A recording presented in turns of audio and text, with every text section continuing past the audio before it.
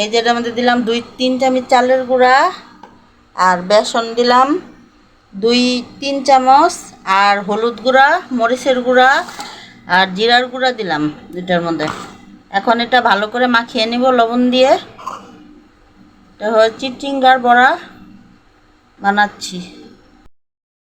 এই যে এগুলো এইভাবে ভালো করে মাখিয়ে নিলাম।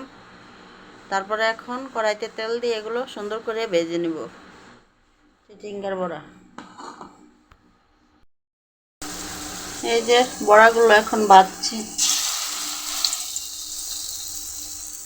চিচিঙ্গার বড়া।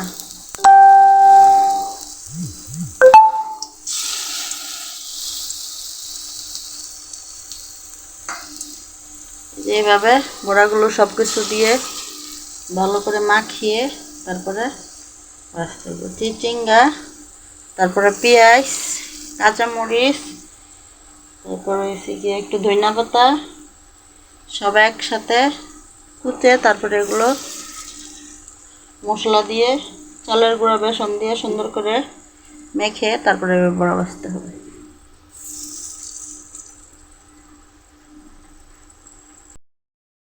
এই যে এগুলো এইভাবে উল্টে পাল্টে সুন্দর করে ভেজে নিতে হবে চিচিঙ্গার বড়া।